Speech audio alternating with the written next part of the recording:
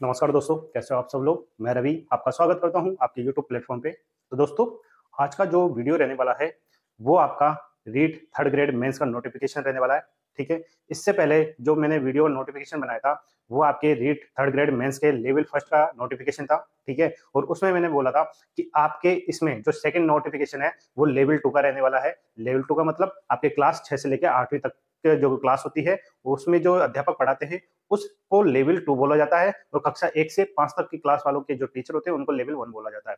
ठीक है, लेवल 1 के जो पूरा कंप्लीट नोटिफिकेशन था उसका डिटेल वीडियो बना दिया है, जल्द ही आपके प्लेटफॉर्म यूट्यूब पे मिल जाएगा। ठीक है, आप सारी चीजें देख सकते हो, क्या क्या उसमें नोटिफिकेशन में दिया गया है, क्या क्या एसेंशियल चीजें आपको जानने की जरूरत है। साथ में आज जो नोटिफिकेशन है L2 का, ठीक है, थर्ड ग्रेड मेंस वाला, ठीक है, उसके बारे में बताऊंगा। उसमें सारी कंप्लीट चीजें पढ़ेंगे कि आपकी जो ऑनलाइन आवेदन है कब से स्टार्ट होंगे, और साथ में आपकी जो पोस्ट है कौन कौन सी आई है, नंबर ऑफ पोस्ट कितनी है, सब्जेक्ट वाइज कितनी है। ठीक है, आप सभी जानते होंगे, और नहीं भी जानते तो उनको बता देता हूँ।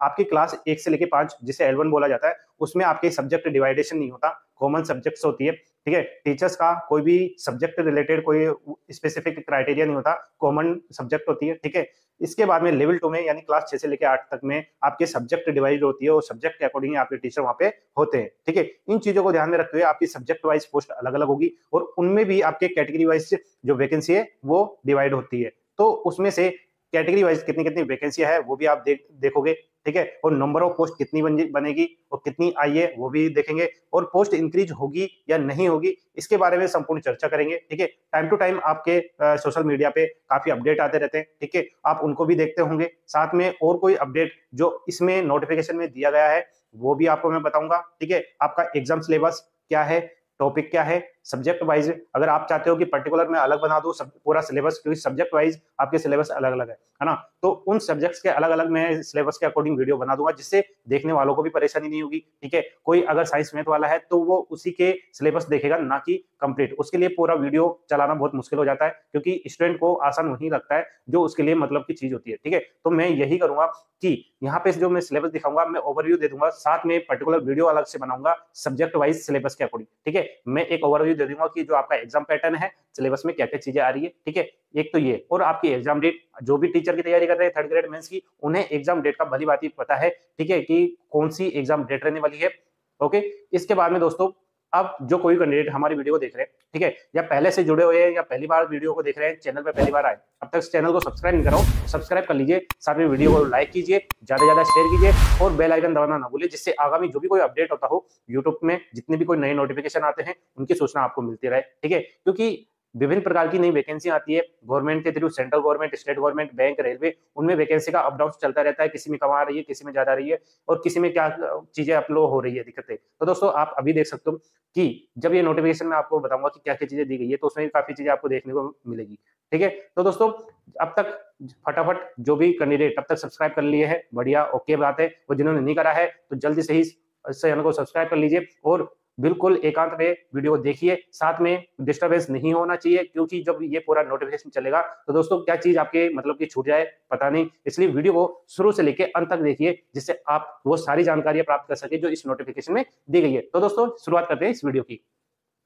तो दोस्तों, आपके सामने राजस्थान कर्मचारी चयन बोर्ड की जो ऑफिशियल वेबसाइट की तरफ से नोटिस जारी हुआ है। ठीक है, ये ऑफिशियल वेबसाइट पे आपका जो नोटिफिकेशन है वो आया था, वहां से मैंने डाउनलोड करा है। ठीक है, आपका इसमें पूरी नोटिफिकेशन है, कंप्लीट पूरी डिटेल है, वो देख सकते हैं। मैं आपको word to word, point to point सारी चीजें बताऊंगा जो आपको जानने के लिए जरूरत है। ठीक है, आप शुरू से देख सकते हो, राजस्थान कर्मचारी चयन बोर्ड जयपुर है, ठीक है, जो कि दुर्गापुरा पे स्थित है। ठीक है, आपके इसमें उच्च प्राथमिक विद्यालय, ठीक है, उच्च प्राथमिक विद्यालय अध्यापक जो कि संस्कृत शिक्षा से, ठीक है, गौर करिएगा, ठीक है, संस्कृत शिक्षा से है ये वैकेंसी। ठीक है, आप कंफ्यूज ऐसा नहीं होगा कि जितनी भी आप नॉर्मल अपर प्राइमरी स्कूल देखते हो कि वो वाली वैकेंसी है, पर उसमें भी आप ये देखिए संस्कृत शिक्षा वाली है, इसको मद्देनजर करते हुए आप इस भर्ती को देखना है। ठीक है, ओके, लेवल 2 की वैकेंसी है, जैसे मैंने बोला था, तो कक्षा 6 से लेकर 8वीं तक के जो स्टूडेंट है उनको यहाँ पे पढ़ाया जाता है। ठीक है, सीधी भर्ती है आपकी 2025 की। ओके, यहाँ पे आप देखते हैं आपके जो ऑनलाइन एप्लीकेशन फॉर्म है वो लिए जाएंगे, यहाँ पे ऑफलाइन नहीं लिया जाएगा।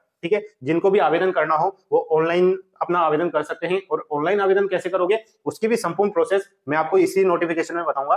ठीक है, सबसे पहले आपका जो पोस्ट है सब्जेक्ट वाइज कैसे, ठीक है, आपका गैर अनुसूचित क्षेत्र और उनमें भी आपकी वैकेंसी किस तरह से डिवाइड होकर टोटल वैकेंसी कितनी बन रही है आप सामने देख सकते हो। आप इसको वीडियो को पॉज करके स्क्रीनशॉट ले सकते हो, जिससे आप आराम से देख सको बाद में कि किस प्रकार से यहाँ पे आपका जो वैकेंसी का डिवाइडेशन हो रखा है सब्जेक्ट वाइज। ठीक है, तो दोस्तों यहाँ पे देख सकते हो आप, आपकी जो वैकेंसी है वो संस्कृत शिक्षा विभाग से आई है।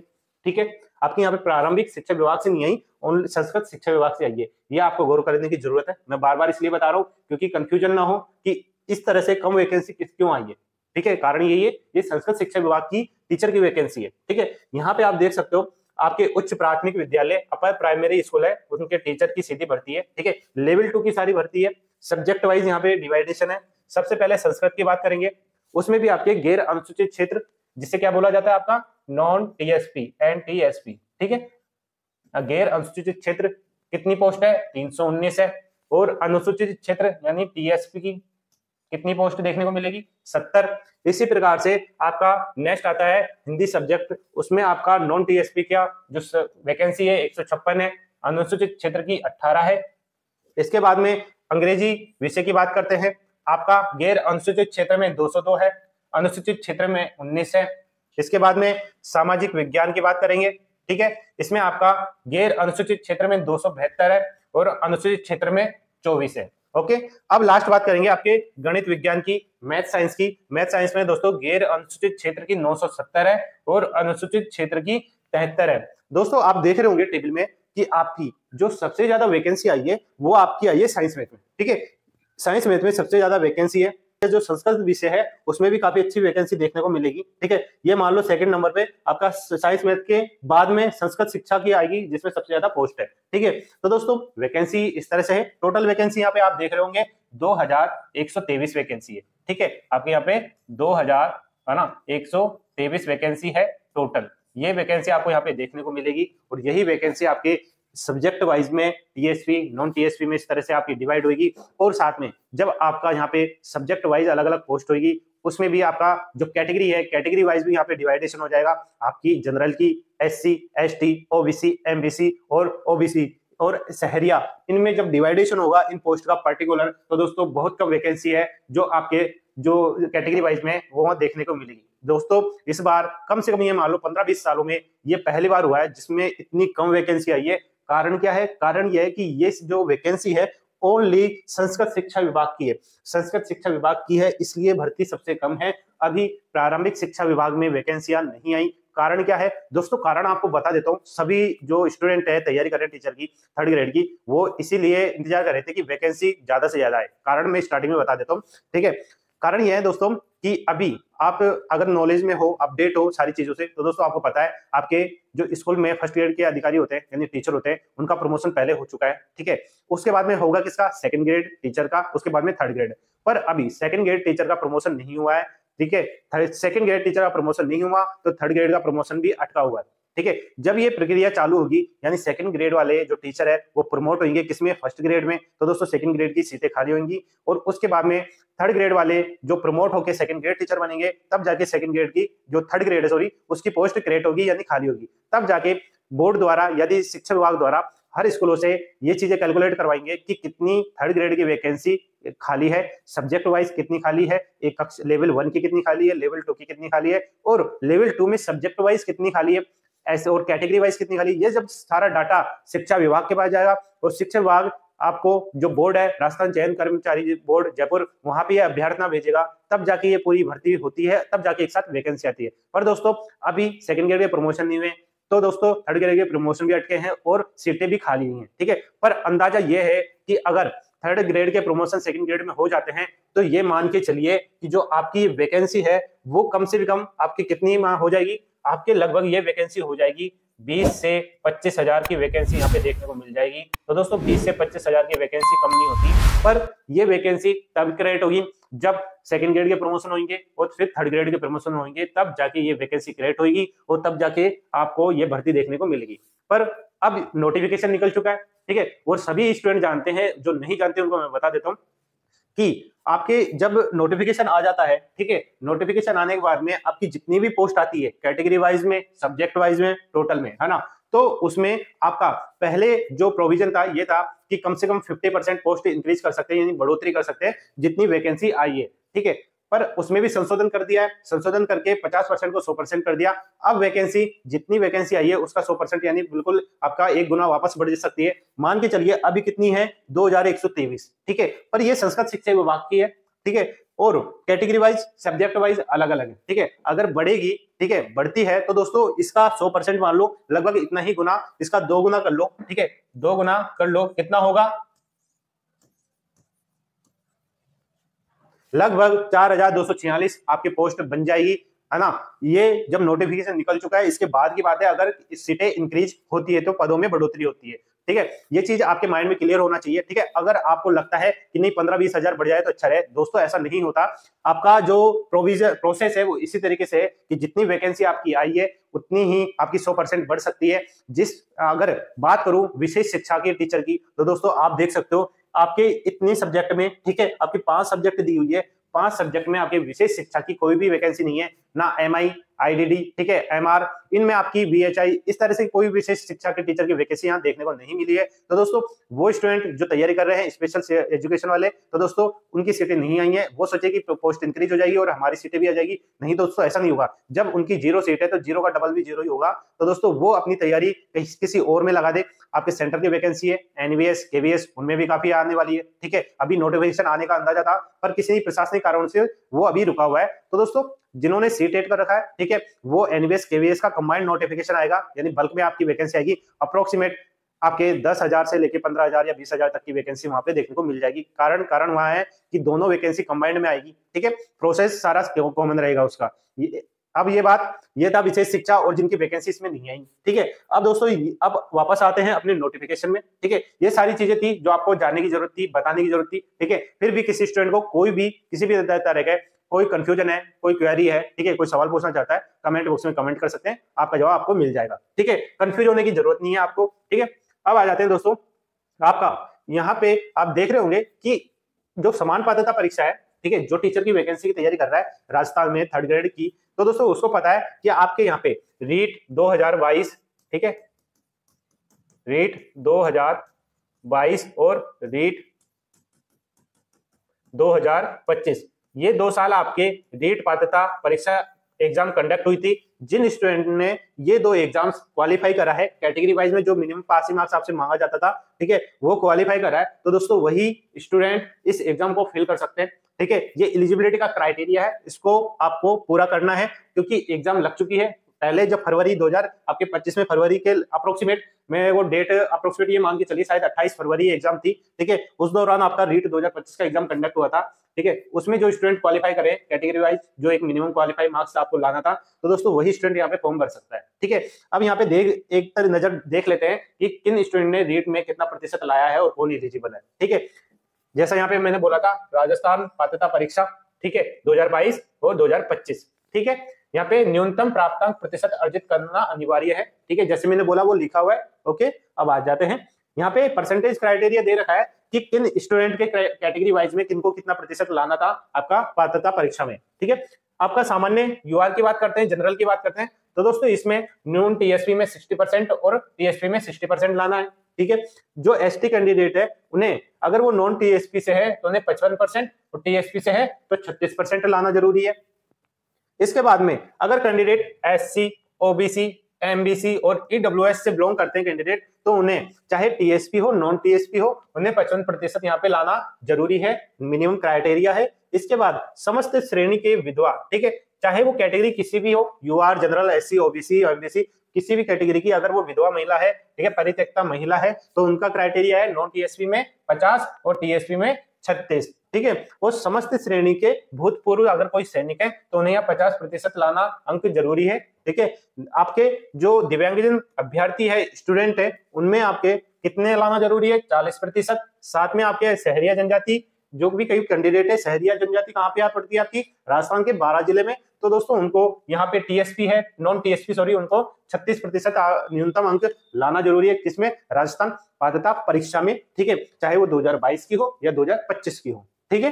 अब दोस्तों आगे आते हैं, इस चीज को क्लियर हो गए होंगे। नेक्स्ट आता है कि जब आप ऑनलाइन आवेदन करें, ठीक है, जो भी कोई कैंडिडेट ऑनलाइन आवेदन करे, ठीक है, इसमें तो दोस्तों आपकी जो 2022 की परीक्षा है पात्रता वाली और 2025 की है, ठीक है, उसमें जो समस्त आपकी चीजें जैसे रोल नंबर, प्राप्तांक, उत्तीर्ण करने का जो वर्ष है, ये डिटेल आपको बिल्कुल फिल करनी है, करेक्ट भरनी है, सही भरनी है, ठीक है। कारण आपका जब बेबी होगा तो आपसे को वहां से मैच करेंगे कि आपने जो इन्फॉर्मेशन दी है, आपने जो डाटा भरा है वो करेक्ट भरा है या नहीं भरा है, ठीक है। इसके बाद में आपका यहाँ पे आगे आ जाते हैं कि आपके इसमें जो उत्कृष्ट खिलाड़ी है, ठीक है, उत्कृष्ट खिलाड़ी कौन होते हैं वो आपको नीचे पता चल जाएगा, ठीक है। उत्कृष्ट खिलाड़ी का एक अंदाजा बता देता हूँ रफली, कि जो भी एक विशेष खेल में, पर्टिकुलर किसी खेल में, किसी राष्ट्रीय स्तर पे, जिला स्तर पे, अंतरराष्ट्रीय स्तर पे, वैश्विक लेवल पे किसी न किसी आपकी प्रतियोगिता में कुछ ना कुछ आपके गोल्ड मेडल लाया होता है, ठीक है, तो दोस्तों वहां उनको उत्कृष्ट खिलाड़ी के रूप में जाना जाता है, ठीक है। और उल्लेखित देख लेते हैं क्या क्या है इसमें। उत्कृष्ट खिलाड़ी के लिए बता रखा है कि यह आपकी कैटेगरी है, ठीक है। अब इनमें जो आपका समान पात्रता परीक्षा है, ठीक है, उसमें छूट प्रदान करते हुए अंक निर्धारण किया जाएगा, यानी आपकी कोई भी उत्कृष्ट खिलाड़ी है उनको कैटेगरी वाइज में जो छूटें मिलनी चाहिए वो आपको वहां प्रदान करेंगे, ठीक है। इसके बाद में आवेदन की प्रक्रिया, यानी आप जो आवेदन करते हो, ऑनलाइन प्रोसेस करोगे, आपका 2025 का जो ये आवेदन है रीट मेंस थर्ड ग्रेड का, तो दोस्तों इसमें क्या क्या प्रोसेस है, ठीक है, ये देख लेते हैं। ओके, इसमें आप दोस्तों ऑनलाइन फॉर्म आपका आवेदन होगा, ओके, ठीक है। आपका आवेदन कहां से होगा? आपका एसएसओ पोर्टल होगा, ठीक है। एसएसओ पोर्टल क्या होता है? क्योंकि जो कैंडिडेट पहले से एग्जाम देते हैं एसएसओ से, ठीक है, चाहे वो अध्ययन बोर्ड की कोई भी एग्जाम हो, आरपीएससी की कोई भी एग्जाम हो, वहां से बहुत सारी वैकेंसियां अपडेट होती है। लोग अगर एलिजिबल होते हैं स्टूडेंट तो वो वहां पे फॉर्म भरते हैं और एग्जाम देते हैं, ठीक है। ये एसएसओ पोर्टल एक माध्यम बना दिया, ठीक है। अब इसमें क्या करना होता है, जो स्टूडेंट पहले से फिल करे होते हैं यानी लॉगिन करे होते हैं, उनके पास यूजर आईडी और पासवर्ड होता है, ठीक है। यूजर आईडी पासवर्ड होगा तो वो यहाँ पे इस साइट पे जाके अपना आईडी है वो ओपन कर सकते हैं, उसमें आपकी जो वैकेंसियां आती रहती है वहां ऑप्शन में अप्लाई करके आप अपना आवेदन कर सकते हैं, ठीक है। ये तो एक प्रोसेस है, ठीक है। जब किसी ने अगर इसमें रजिस्ट्रेशन नहीं करा, ठीक है, रजिस्ट्रेशन नहीं करा तो उसके पास यूजर आईडी और पासवर्ड भी नहीं होगा, कंफर्म है। और यूजर आईडी और पासवर्ड अगर नहीं होगा तो वो लॉगिन भी नहीं कर सकता। तो उसके लिए जरूरी क्या है, जो भी फ्रेशर कैंडिडेट है, पहली बार अप्लाई कर रहे हैं, तो उनको क्या चाहिए, आपको यूजर आईडी और पासवर्ड चाहिए। वो कैसे मिलेगा? जब आप इस लिंक को ओपन करोगे, ठीक है, आपके सामने एक डैशबोर्ड ओपन हो जाएगा, ठीक है, इंटरफेस ओपन होगा, उसमें आपका लॉगिन आईडी यानी यूजर आईडी और पासवर्ड मांगेगा, कैप्चर आएगा, फिर सबमिट बटन आएगा, ठीक है। आपके पास यूजर आईडी पासवर्ड नहीं है तो आप नीचे देखोगे कि न्यू रजिस्ट्रेशन क्रिएट करने का ऑप्शन आएगा, ठीक है। जब आप न्यू रजिस्ट्रेशन पे क्लिक करोगे तब आपके सामने आप वहां पे रजिस्ट्रेशन कैसे कर पाओगे, या तो आपका जन आधार हो, ठीक है, या तो भामाशाह कार्ड हो, या आपका आधार कार्ड हो। इससे इनकी डिटेल डाल के आप वहां पे रजिस्ट्रेशन कर सकते हैं। रजिस्ट्रेशन करते वक्त आपका नाम, ठीक है, आपका डीओबी, आपका फादर नेम, मदर नेम, ठीक है, ये एसेंशियल चीजें होती है वो मांगी जाती है, और कुछ चीजें फेच हो जाती है।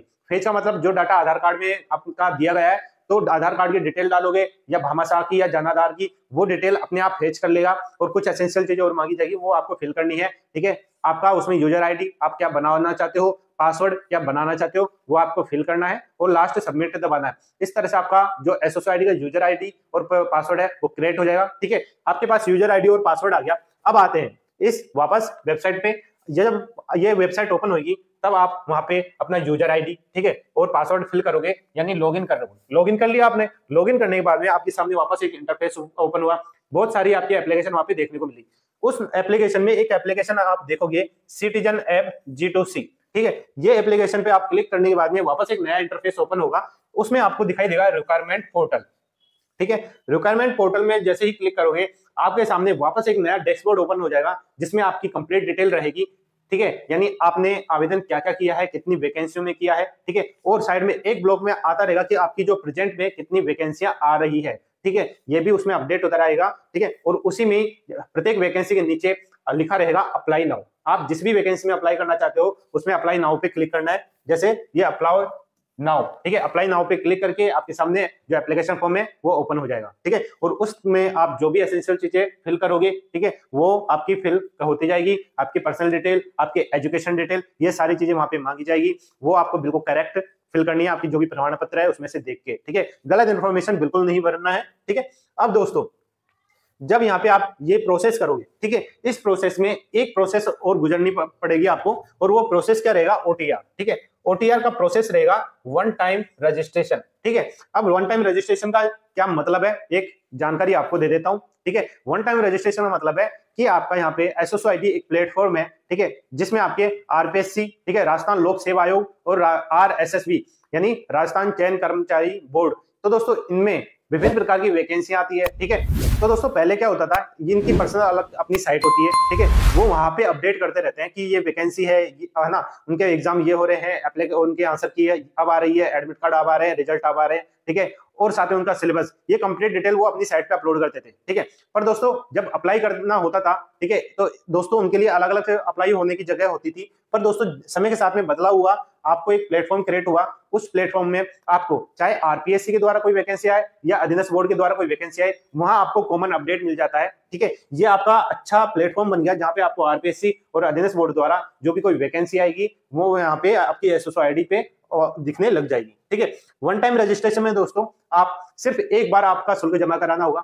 ठीक है। वो शुल्क आपकी कैटेगरी वाइज बिल्कुल फिक्स है, ठीक है, वो भी मैं अभी क्लियर कर दूंगा कि कैटेगरी वाइज क्या क्या शुल्क है। आपको एक बार शुल्क देना होगा, तो उसके बाद में आप चाहे आरपीएससी से कितनी वैकेंसी आए, अधीनस्थ बोर्ड से कितनी वैकेंसी आए, उसमें आपका बार बार शुल्क नहीं लिया जाएगा, ठीक है। एक पर्टिकुलर कैटेगरी वाइज में पर्टिकुलर शुल्क ले लिया जाएगा एक टाइम के लिए, फिर चाहे सालों साल जब तक आपकी जॉब नहीं लगे, कितनी वैकेंसी आए आरपीएससी में, अधीनस्थ बोर्ड में, तो दोस्तों आप उनमें सब में अप्लाई कर सकते हो, ठीक है, विदाउट आपका कोई शुल्क दिए, ठीक है। ये बहुत अच्छी बात है, ठीक है। अब आगे आ जाते हैं, ठीक है। आपका जब ये ओटीआर का प्रोसेस पूरा हो जाएगा, ठीक है, तब वापस आप अपना एसएसओ आईडी लॉगिन करना है, वापस जो ऊपर प्रोसेस बताई, ठीक है, एप्लीकेशन सिटीजन्स टू ऐप, ठीक है, रिक्वायरमेंट पोर्टल अप्लाई नाउ, ये पूरी प्रोसेस वापस आपको करनी पड़ेगी, ठीक है, तब जाके आप अपना जो आवेदन है वो कंप्लीट कर सकते हो, ठीक है।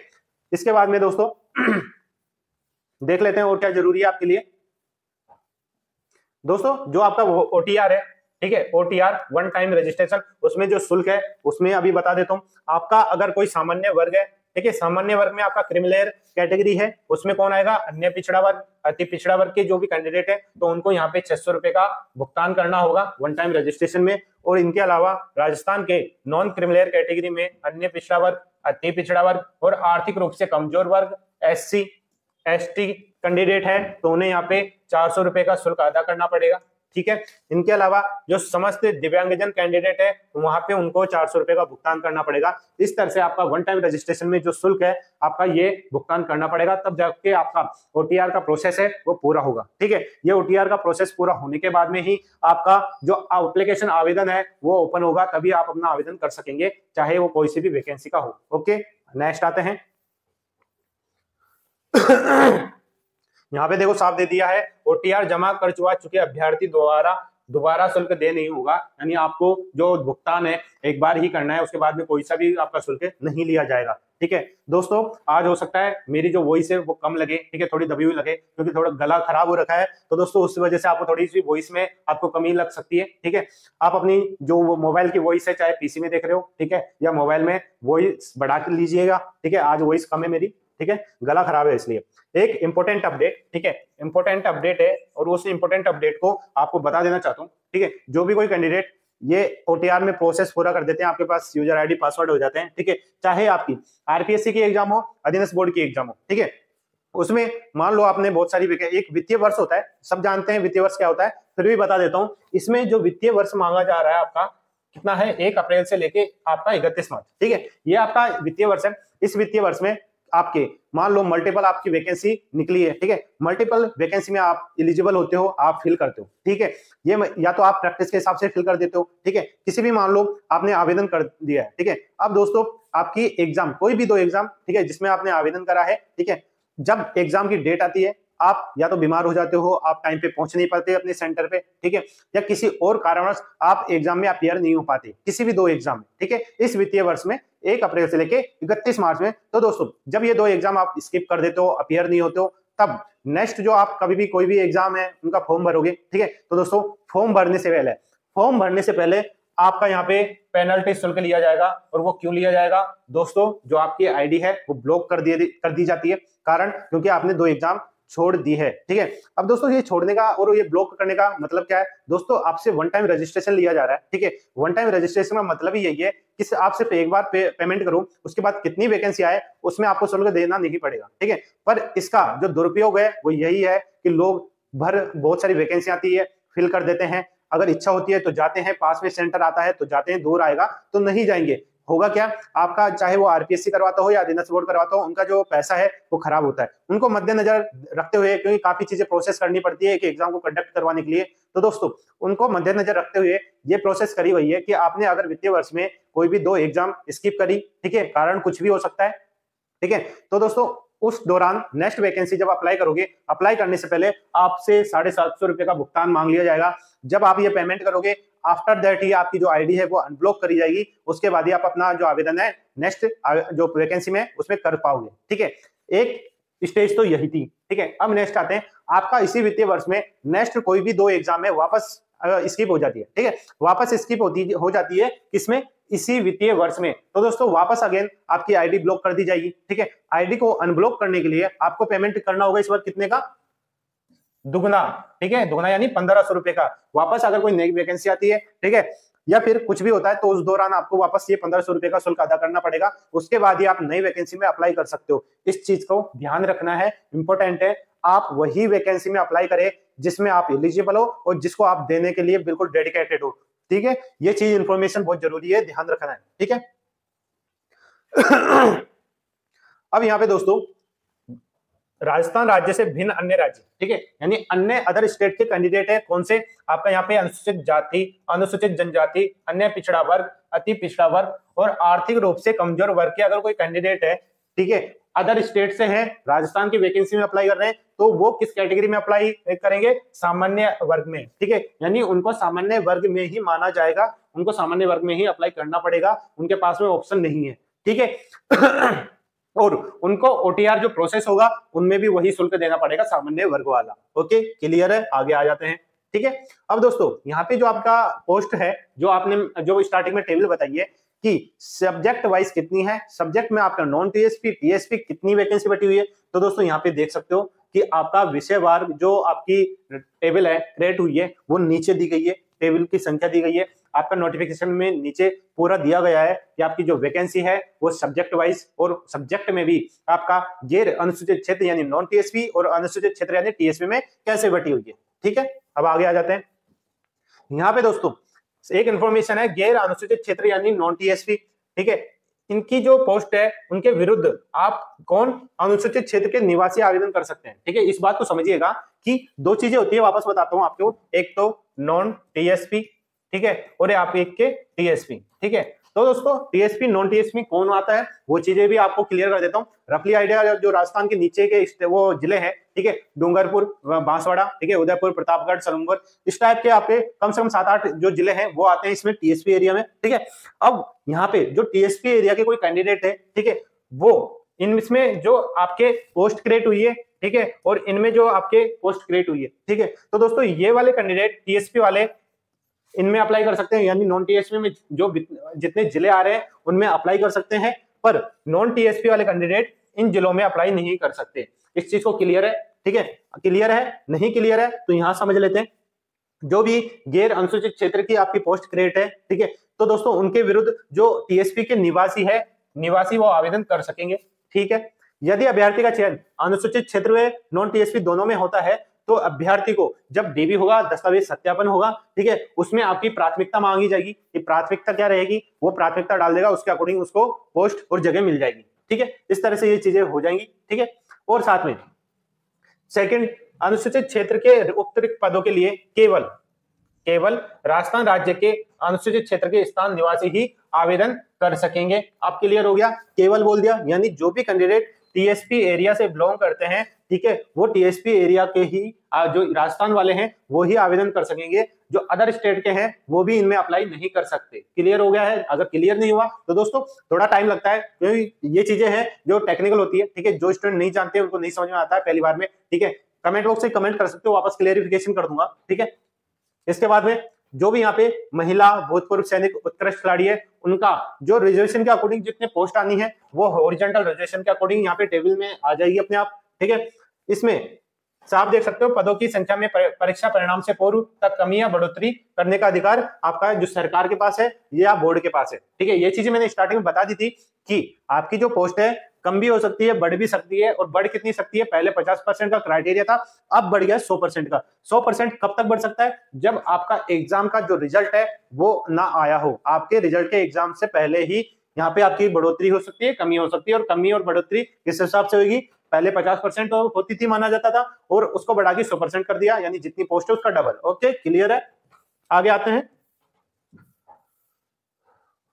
यहाँ पे दोस्तों जो रिजर्वेशन के अकॉर्डिंग जो वुमेन का चलता है, क्योंकि बीच में काफी बार अपडेट करा है बोर्ड ने कि जो 30% का क्राइटेरिया है उसको बढ़ा के 50% कर दिया गया है।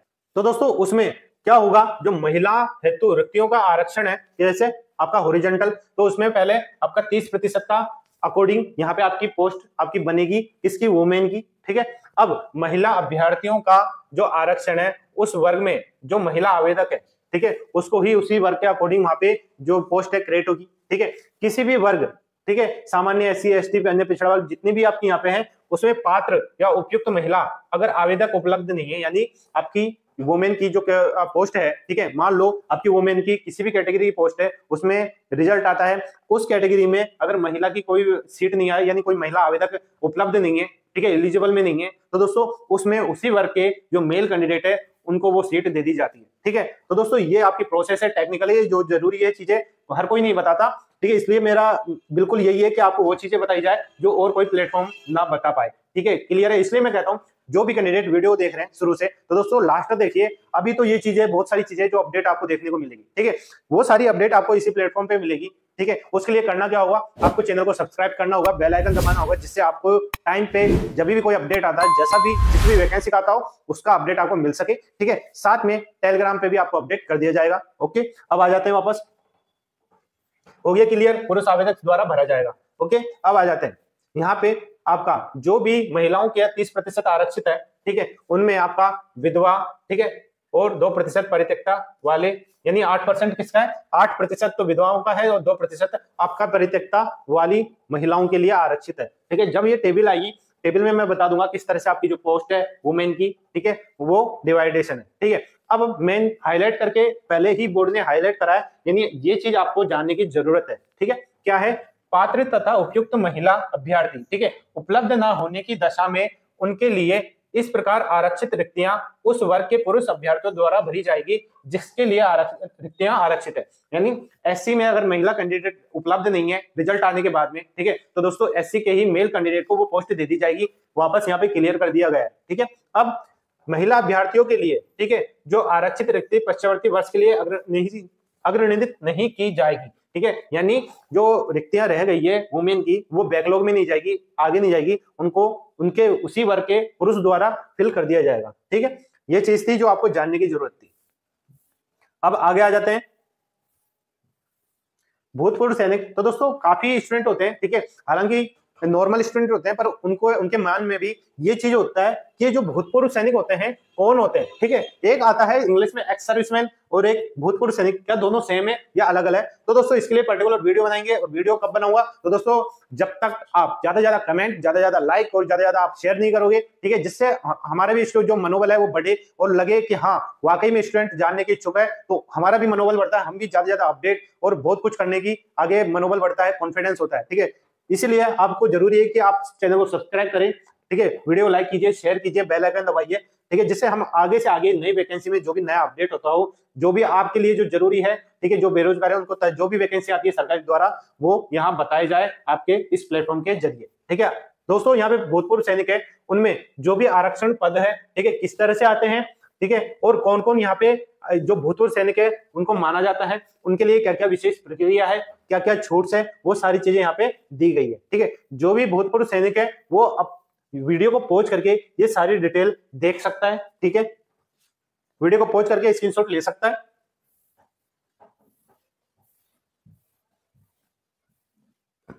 अब जैसा कि मैंने बोला था उत्कृष्ट खिलाड़ी, ठीक है, यहाँ पे उत्कृष्ट खिलाड़ी आ चुका है। ठीक है, यहाँ पे कुल रिक्तियों का 2% यहाँ पे उत्कृष्ट खिलाड़ियों को पोस्ट क्रिएट की जाएगी। ठीक है, आपका कैटेगरी वाइज यहाँ अलग अलग है।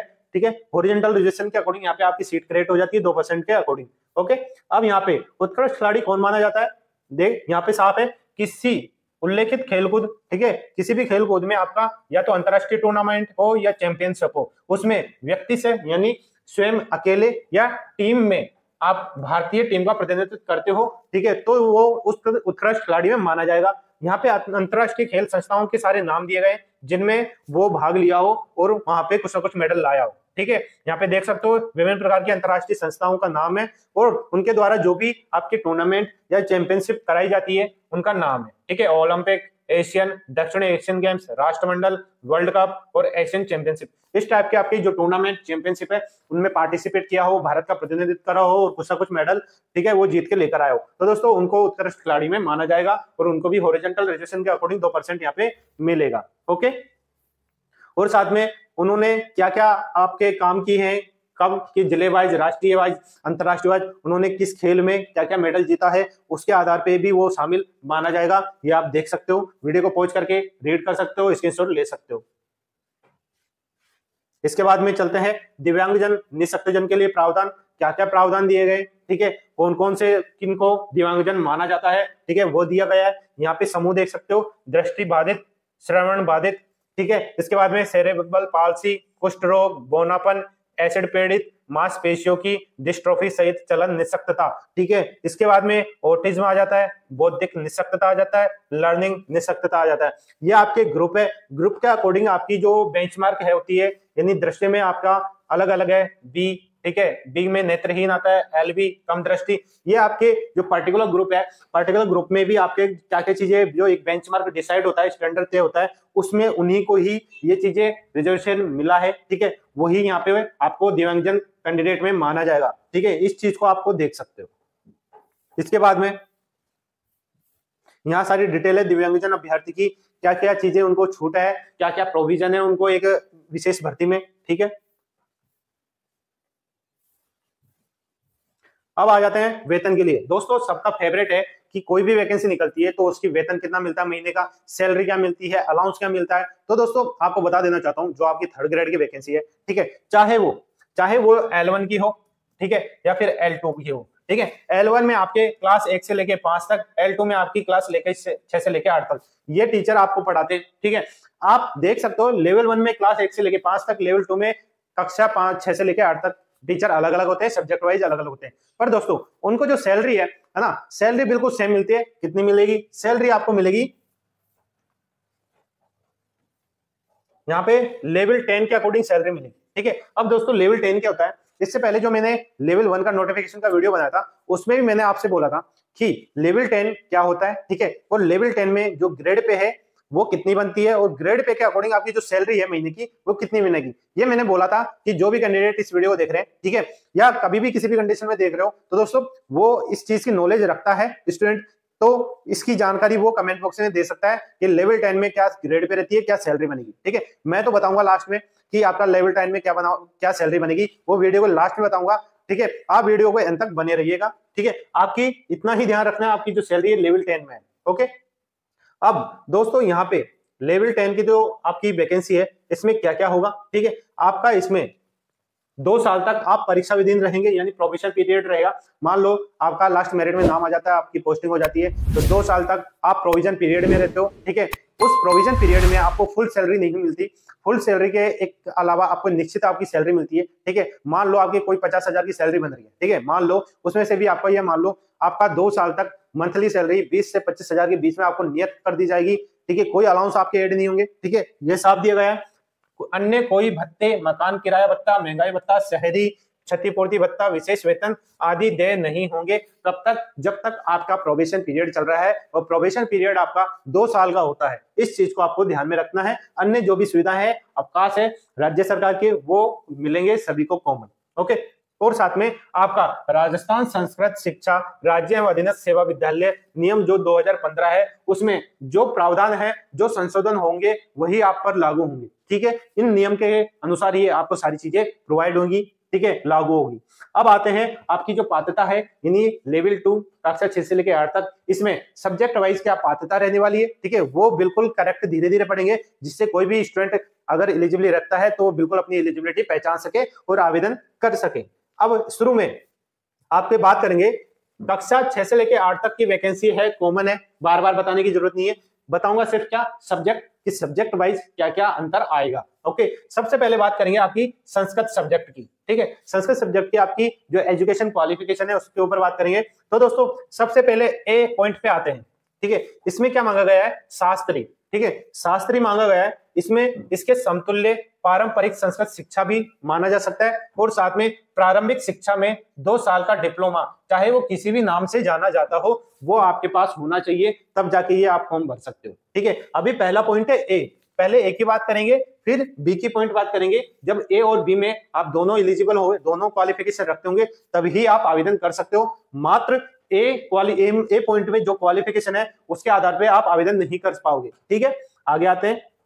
आपका न्यूनतम 50% के साथ आपकी जो शास्त्री हो वो चाहिए। ठीक है, समतुल्य आपका क्या होना चाहिए, पारंपरिक संस्कृत शिक्षा, और आपका शिक्षा शास्त्र में 1 वर्ष का स्नातक यानी बीएड, ठीक है, हो गया। बैचलर इन एजुकेशन होना चाहिए आपका 1 साल का। ठीक है, क्लियर हो गया है। इसके अलावा और क्या है, न्यूनतम 45% के साथ में आपकी शास्त्री हो या इसके समतुल्य आपकी पारंपरिक संस्कृत शिक्षा हो, साथ में आपके शिक्षा शास्त्र में 1 वर्ष का स्नातक जो बीएड बोला जाएगा। ठीक है, और साथ में आपके समय समय पर जारी किए गए राष्ट्रीय अध्यापक शिक्षा परिषद यानी आपका एनसीटीई, इनके द्वारा जो भी आपके नॉर्म्स है, मान्यता है, मानदंड है, वो क्रियाविधि है, वो जो लागू होती है रिकॉग्नाइज, वो चीजें होनी चाहिए। इनके अलावा आ जाते हैं आपका यहाँ पे न्यूनतम 50% के साथ में वरिष्ठ उपाध्याय या इसके कोई भी चीज समतुल्य पारंपरिक संस्कृत शिक्षा।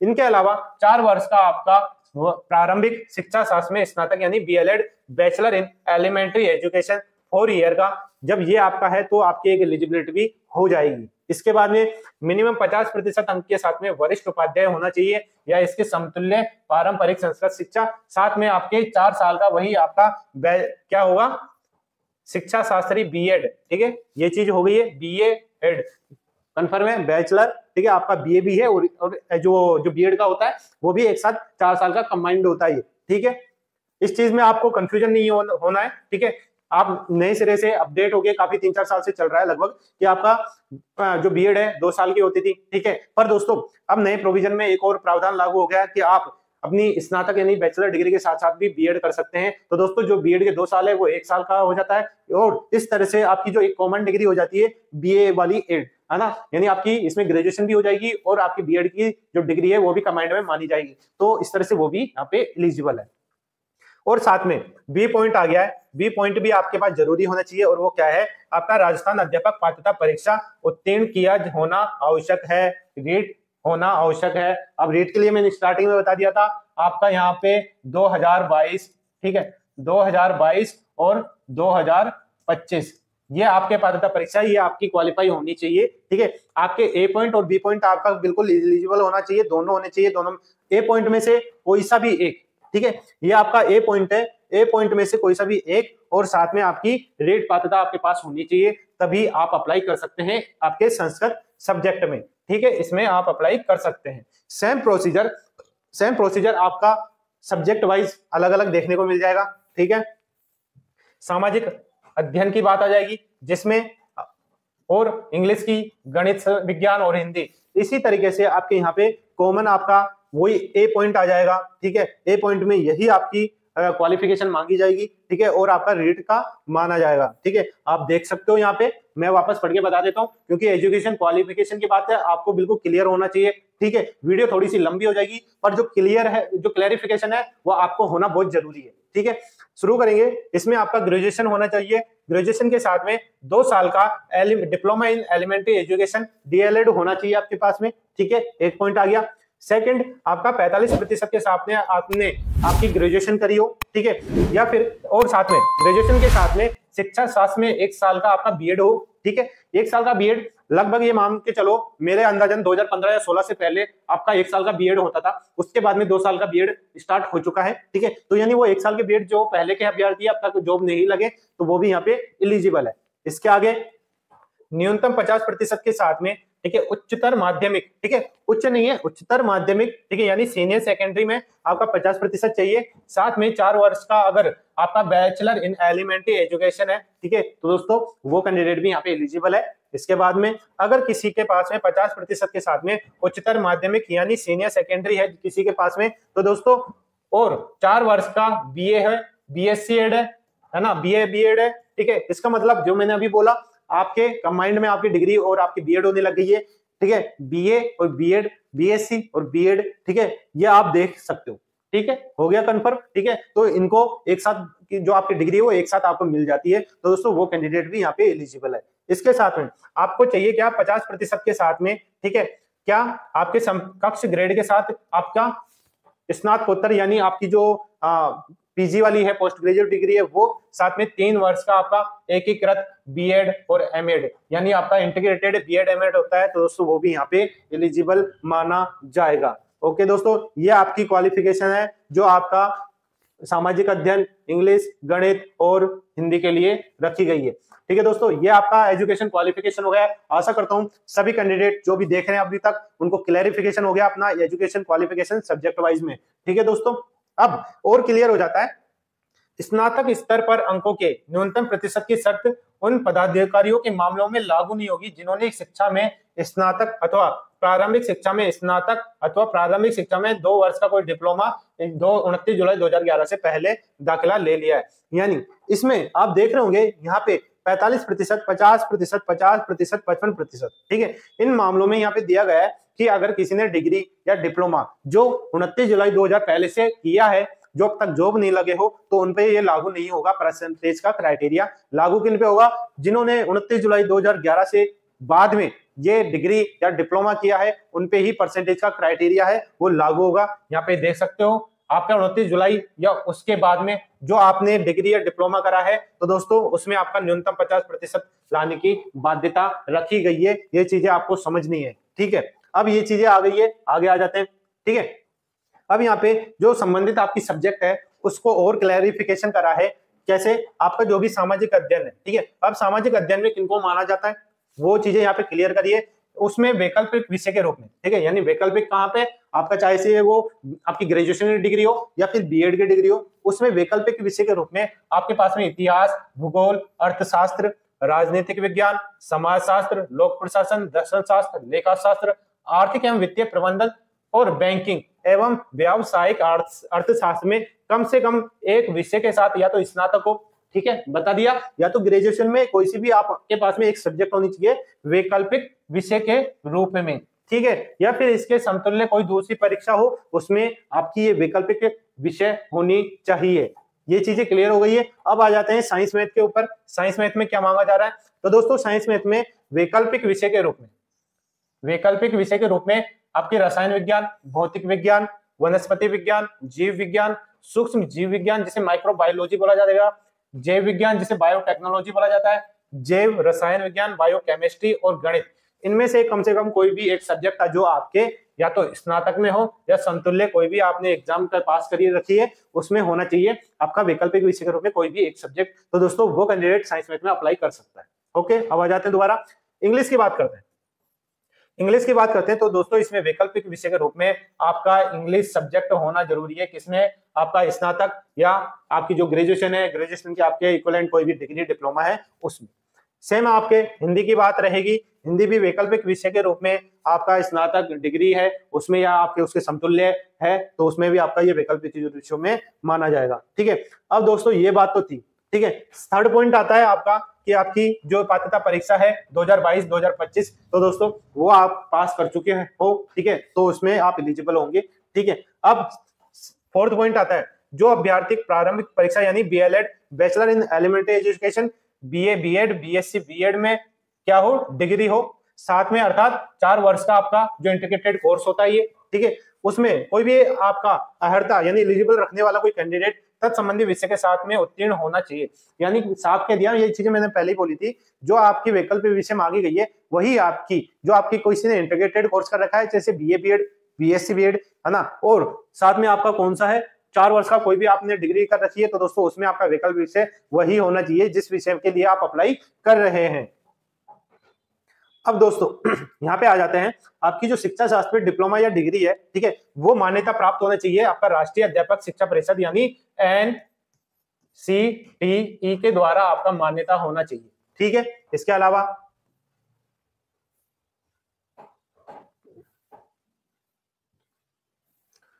आयु की बात करते हैं जो जरूरी है।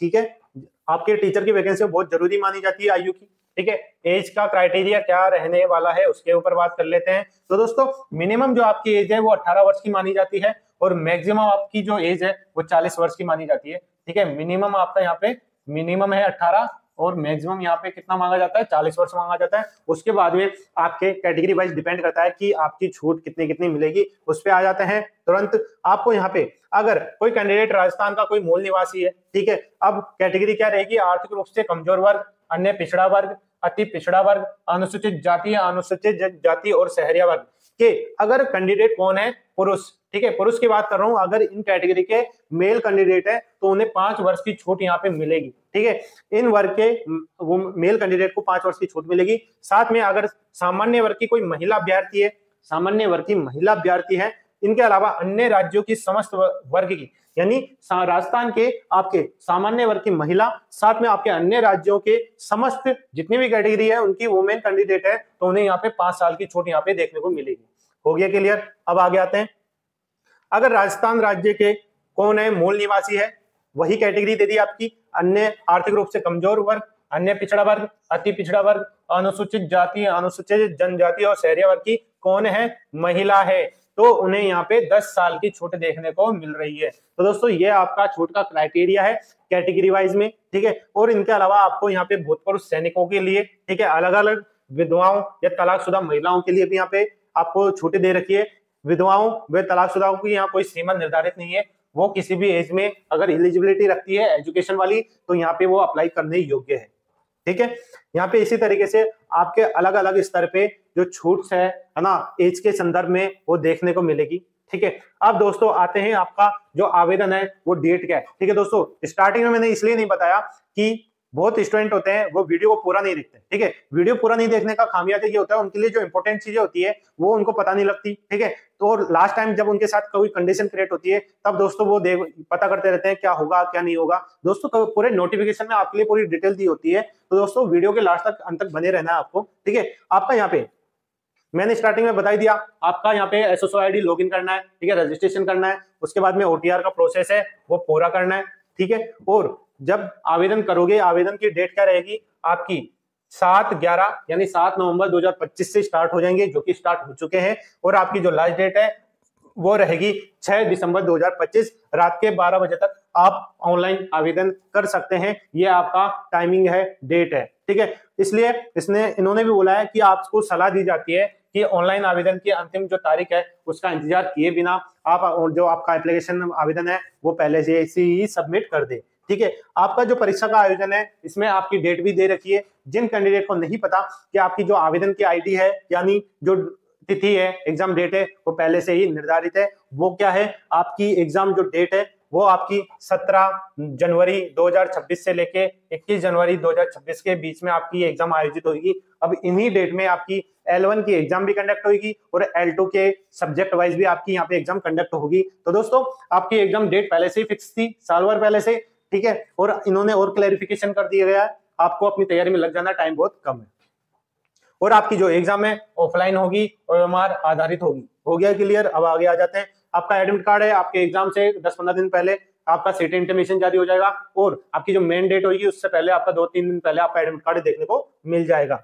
ठीक है, अनापत्ति प्रमाण पत्र यानी NOC बोला जाता है। अगर कोई कैंडिडेट पहले से सरकारी जॉब में है, किसी PSU सेक्टर में है, तो दोस्तों वहां से उसको NOC का लाना होगा और देना होगा। ठीक है, इसके बाद में नियुक्ति की अयोग्यता की, एक कैंडिडेट की अयोग्यता क्या होगी अगर नियुक्ति में कोई दिक्कत आती है तो वो भी आप यहाँ पे देख सकते हो, स्क्रीनशॉट ले सकते हो, आराम से पढ़ सकते हो कि ऐसी क्या क्या कंडीशन है जो आपको अयोग्य करेगी नियुक्ति के लिए। ओके, आगे आते हैं, पेंशन की सुविधा यहाँ पे दी गई है, आपको पेंशन मिलेगी रिटायरमेंट होने के बाद में।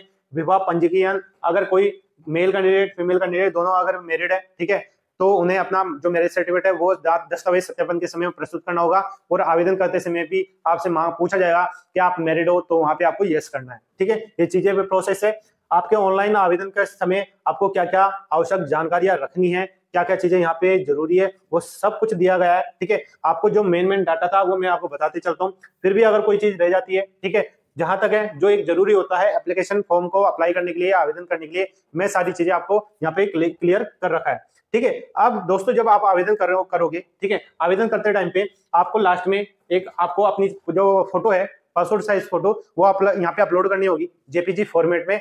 और आपका साइन वो भी जेपीजी फॉर्मेट में अपलोड करना होगा। दोनों की चीजें अलग अलग है, ठीक है। आपका जो अपलोड करना होगा आपका इमेज, वो दोस्तों आप जब एसएसओ आईडी ओटीआर करोगे उस टाइम पे आपसे मांग लिया जाएगा, वही फोटो आपको वहां पे दिखेगी, ठीक है। आपका इसमें एक अंतर क्या आएगा, यहाँ पे आपको लाइव फोटो आपकी खींचेगी, ठीक है।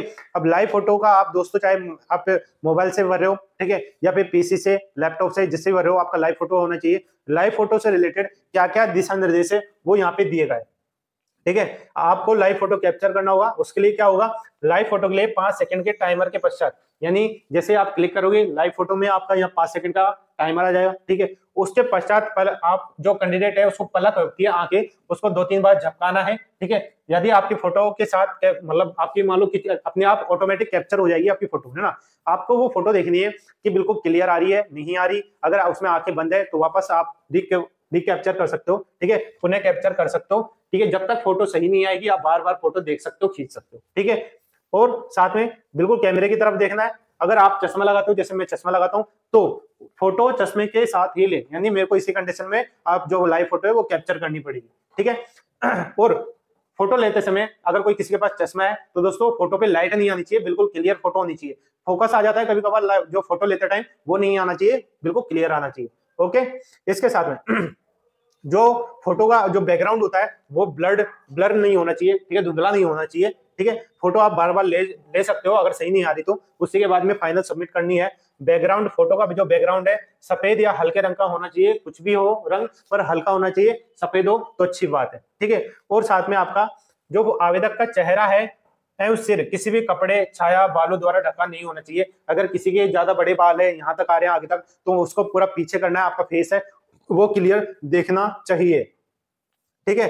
और जो आपकी आपने आवेदन में जो फोटो लगी है आपकी, वही आईडी, वही फोटो आपको अपनी जो एडमिट कार्ड में है वो दिखेगी। और जब एडमिट कार्ड के साथ आप जब जाओगे वहां पे 2 फोटो आपको वही फोटो ले जानी है, ठीक है। इस चीज को आपको ध्यान रखना है। इसमें आपका जो सिग्नेचर है, हस्ताक्षर है, वो भी अपलोड होगा, ठीक है। उसकी भी साइज यहाँ पे दे रखी है, ठीक है।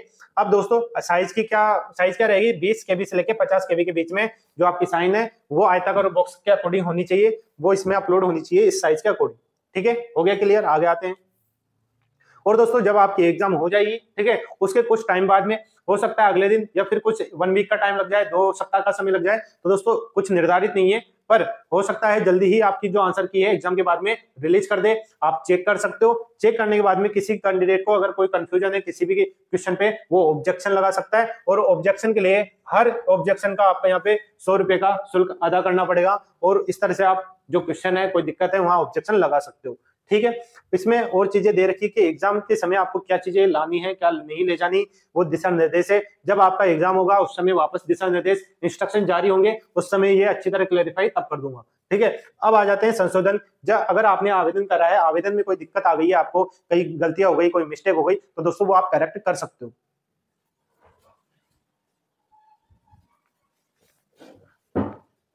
वो करेक्ट करने के लिए आपको यहाँ पे टाइम दिया जाएगा। जब आपका लास्ट डेट रहेगी, ठीक है, लास्ट जो भी डेट रहेगी, यानी 6 दिसंबर के आसपास आपकी डेट रहेगी, उसके बाद में आपको निर्धारित टाइम दिया जाएगा। उस निर्धारित टाइम में आप मॉडिफिकेशन कर सकते हो, ठीक है। अब मॉडिफिकेशन क्या क्या कर सकते हो यहाँ पे क्लैरिफाई दिया गया है, आपको ये जानना बहुत जरूरी है, ठीक है। क्लियर कर देता हूं। यहाँ पे संशोधन हेतु तो आपका जो भी लास्ट डेट रहेगी उसमें, ठीक है, यहाँ पे दिया गया है कि 7/11 द्वारा, यानी जब आपके जो फॉर्म स्टार्ट होंगे उसके द्वारा जो कोई भी कैंडिडेट हो अपने ओटीआर में 1 टाइम रजिस्ट्रेशन में अपना स्वयं का नाम, पिता का नाम, जन्म तिथि, लिंग का परिवर्तन करना है। तो अगर कोई चाहता है कि जब आप आवेदन कर रहे हैं तो ओटीआर में जो आपका नाम, पिता का नाम, ये चीजें चेंज करनी है, तो कैसे चेंज करोगे? तो दोस्तों सर्वप्रथम आप जो आधार है जनाधार में परिवर्तन करना होगा। क्यों करना होगा दोस्तों? पहले जो बोला था मैंने, आपका जो रजिस्ट्रेशन है, ठीक है, जब आप ओटीआर करोगे उस समय भी आपका जो लिंक फेच करना पड़ेगा, यानी आपका जो नाम है, ठीक है, वो आपके आधार कार्ड जनाधार से लिंक होता है, फेच होता है, ठीक है। उस जो यानी आधार कार्ड जनाधार कार्ड में जो आपकी डिटेल होगी, आपका नाम, आपका पापा का नाम, डीओबी, वही आपका फेच होके एप्लीकेशन फॉर्म में ऑटोमेटिक आ जाएगी। और उसमें अगर कोई दिक्कत है, बदलाव करना चाहते हो, तो दोस्तों आपको ओटीआर में करना पड़ेगा, और ओटीआर में करने के लिए आपको जनाधार या आधार में करेक्शन करवाना पड़ेगा। उसके बाद में आपको वापस ओटीआर में जाना है, एक फेच बटन दिखाई देगा, आपको फेच बटन पे क्लिक करना है, अपने आप ही वहां पे आपकी जो ओटीआर का है वो अपडेट हो जाएगा, ये चीज। अब आते हैं नेक्स्ट, बोल देखिए, ओटीआर स्क्रीन पे फेच का बटन दबाना होगा, जिससे आपका जो नया अपडेट आपने करा है वो अपने आप ऑटोमेटिक अपडेट वहां पे हो जाएगा, ठीक है। अब इसमें अभ्यर्थी को अपने ओटीआर में जो भी आरक्षण श्रेणी है, ठीक है, रिजर्वेशन श्रेणी है, दिव्यांगजन श्रेणी है, मूल निवास में वांछित संशोधन करने की अनुमति दी गई है, ठीक है, ये आवेदन आप कर सकते हो। ठीक है, अभ्यर्थी संशोधन करने के उपरांत ही ऑनलाइन आवेदन भरे, ठीक है, यानी सबसे पहले जो आप आवेदन करना चाहते हो उसमें कोई करेक्शन करना चाहता हूँ, फर्स्ट ऑफ ऑल पहले वो आप संशोधन कर लीजिए, उसके बाद ही आप एप्लीकेशन फॉर्म फिल कीजिए। ठीक है, अब सेकंड बात, अगर कोई कैंडिडेट है सबमिट कर चुका है अपना आवेदन, तो दोस्तों अगर ऑनलाइन सबमिट कर चुका है तब कंडीशन क्या होगी, तो दोस्तों ऐसी स्थिति में क्या होगा, संशोधन करने की अवधि के दौरान भी आप स्वयं का नाम, पिता का नाम, जन्म तिथि, लिंग में परिवर्तन करने की अनुमति नहीं होगी, क्योंकि आपने एक बार जो परिवर्तन कर दिया, अब आप एप्लीकेशन फॉर्म फिल कर रहे हो, उसमें जो डाटा आ गया, कौन कौन, आपका नाम, पिता का नाम, डीओबी, आपका लिंक, ठीक है, ये चेंज करने की आपको वहां पे अलाउ नहीं होगा। ठीक है, क्लियर है, नहीं होगा चेंज उस टाइम पे। ठीक है, इसके अलावा क्या क्या होगा चेंज, आपकी आरक्षण श्रेणी है, दिव्यांगजन श्रेणी है, मूल निवास में आप संशोधन करते हैं तो पहले इसे आपको ओटीआर पर ये चीजें संशोधन करना होगा। कुल मिला के बात यही है, अगर आपको कोई चीज संशोधन करनी है, आपको पता है, तो दोस्तों एप्लीकेशन फॉर्म आवेदन करने से पहले वो आप मेन डाटा नम में ही आप संशोधन कर ले, उसके बाद ही आवेदन करें। और अगर उसके बाद में भी कोई गलतियां हो जाती है तो दोस्तों उसके लिए दोस्तों यहाँ पे साफ दिया गया है कि इससे उसे स्वयं के आवेदन में पूर्व में भरे गए जो भी डिटेल है विकल्प उपलब्ध हो जाएंगी। ठीक है, इस तरह से वो ऑनलाइन आवेदन कर सकता है। तो दोस्तों आप अपना ऑनलाइन जो आवेदन है, पहले यह है कि जो कोई गलतियां हुई है तो अगर आप आधार या जनाधार में गलत है तो उसे अपडेट करिए, उसके बाद में अपना आवेदन भरिए। ठीक है, हो चुका है। अब आगे आते हैं। अब यदि किसी अभ्यर्थी के ऑनलाइन आवेदन में त्रुटि रह जाती है, ठीक है, कारणवश त्रुटि संशोधन के प्रथम अवसर में अपने ऑनलाइन आवेदन में संशोधन नहीं कर पाता, तो ऑनलाइन आवेदन में संशोधन करने का एक और अंतिम अवसर परीक्षा के आयोजन से पूर्व 5-7 दिवस पूर्व, ठीक है, बता दिया। यानी जब आपका एग्जाम डेट होगी, है ना, उससे आपका कुछ टाइम पहले आपका ये संशोधन के लिए मांग लिया जाएगा, क्या क्या आप संशोधन कर सकते हैं। ठीक है, अब इसमें ऑनलाइन आवेदन में जो अभ्यर्थी है, जो ओटीआर के टाइम पे आपने जो सूचना दी थी, आपका नाम, पिता का नाम, जन्म तिथि, लिंग तथा फोटो, हस्ताक्षर, शैक्षणिक योग्यता के अलावा, ठीक है, इस चीज को ध्यान रखना, के अलावा आप जो भी डिटेल है उनमें संशोधन कर सकते हो, पर इसमें संशोधन नहीं कर सकते। ठीक है, ये चीजें आपको समझनी जरूरी है। ओके, और उनमें भी संशोधन करोगे तो आपको एक फिक्स शुल्क है, अप्रोक्सीमेटली जहां तक है शायद 300 रुपए का शुल्क है, वो भुगतान करना पड़ेगा, तब जाके इनके अलावा जो डिटेल है वो आप संशोधन कर सकते हो। ठीक है, अब आगे आ जाते हैं। अब एक और चीज, विड्रॉ का ऑप्शन, प्रत्याहरित करना अपना ऑनलाइन आवेदन। इसका क्या मतलब है, तो दोस्तों विड्रॉ का ऑप्शन ऐसा है कि आपने अपना ऑनलाइन आवेदन भरा, ठीक है, और उससे पहले मान लो आपकी कोई जॉब लग जाती है, ठीक है, या फिर आप देने जाने की कंडीशन में नहीं हो, ठीक है, बीमार हो, तो दोस्तों आपको क्या करना है, ये चीजें आपको ये मान लो एक तरीके से सपोर्ट करती है। ठीक है, आपको सपोर्ट करना है कि अगर आपने आवेदन करा है और किसी कारणवश आप एग्जाम देने नहीं जा रहे, तो आप अपना जो ऑनलाइन आवेदन है विड्रॉ कर सकते हो। विड्रॉ करने में आपका जो भी कोई कारण है वो बता सकते हो। ठीक है, और वो कब होगा, 3 दिवस के अवसर प्रदान किया जाएगा। कब, जब आपका एग्जाम होगा उससे पहले आपका ये ऑप्शन ओपन होगा। ठीक है, आपका यहाँ पे एसएसओ पोर्टल पे लॉगिन करना है आपको, उसके बाद वही रिक्वायरमेंट पोर्टल पे जाना है, माय रिक्वायरमेंट सेक्शन के अंदर जाना है, तब आपको अपना जो लिंक है विड्रॉ बटन पे उस पर क्लिक करना है, आप सारी जो डिटेल वहां मांगी जाए वो फिल करनी है। इस तरह से आप अपना जो एप्लीकेशन फॉर्म है वो विड्रॉ कर सकते हो। ठीक है, ये चीज एक, ये मान लो एक तरीके से आप एक जो भीड़ होती है, भीड़ में से आप अलग हो जाते हो, और उसका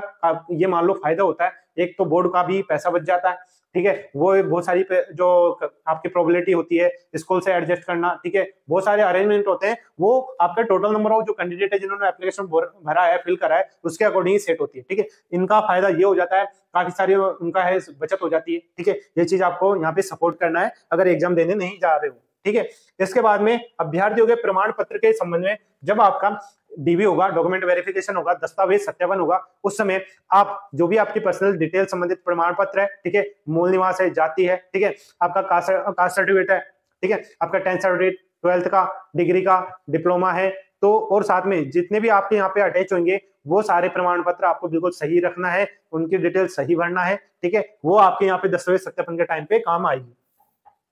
आगे आ जाते हैं। तो दोस्तों इस तरह से आप देख सकते हो आपके पूरे नोटिफिकेशन में बहुत सारी ये इंपॉर्टेंट इंफॉर्मेशन है वो दी गई है। इसलिए मैं कहता हूं कि आप जो भी कोई स्टूडेंट है जो इस वीडियो को देख रहे हैं, वीडियो लंबी होगी पर दोस्तों आपको जो इन्फॉर्मेशन मिलेगी वो कंप्लीट मिलेगी। ठीक है, इस चीज को आपको ध्यान रखना है।